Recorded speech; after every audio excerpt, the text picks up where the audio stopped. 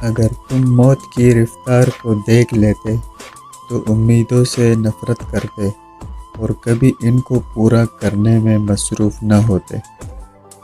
کامیابی حوصلوں سے ملتی ہے اور حوصلے دوستوں سے ملتے ہیں اور دوست مقدروں سے ملتے ہیں اور مقدر انسان خود بناتا ہے۔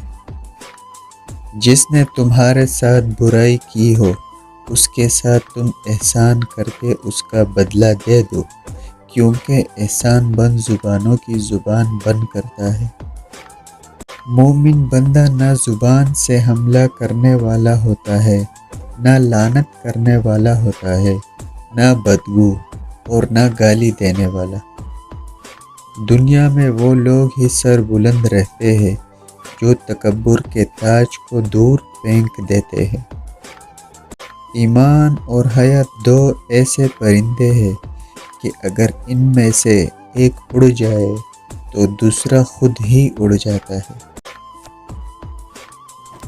تین چیزیں ایمان کو تباہ کر دیتی ہے: امیروں کی محفل، عورتوں کی صحبت، جاہلوں سے بحث۔ قسمت دو پل میں بدل سکتا ہے انسان، مگر جو انسان کو بدل دے وہ سمت نہیں ہوتی۔ ہر انسان اپنی زبان کے پیچھے چھپا ہوتا ہے۔ اللہ کے نزدیک سب سے زیادہ گناہگار چیز جھوٹ بولنے والی زبان ہے۔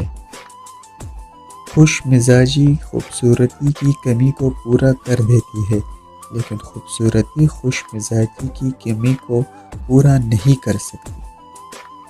برائی میں کسی کا ساتھ دینا گھٹیا پن اور اللہ کے ساتھ بددیانتی ہے۔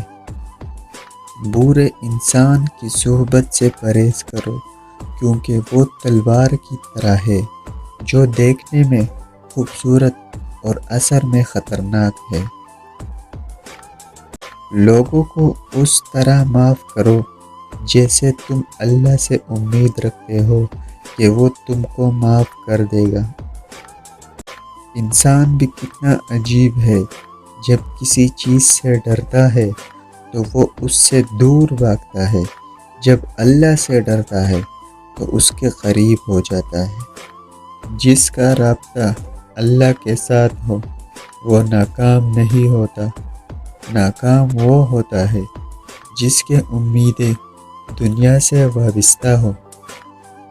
اپنے دشمن کو 1000 موقع دو کہ وہ تمہارا دوست بن جائے، لیکن اپنے دوست کو ایک موقع نہ دو کہ وہ تمہارا دشمن۔ دولت مٹی کی طرح ہوتی ہے اور مٹی کو پاؤں کے نیچے رہنا چاہیے۔ اگر سر پر چڑھاؤ گے تو قبر بن جائے گی، اور قبر زندہ انسانوں کے لیے نہیں ہوتی۔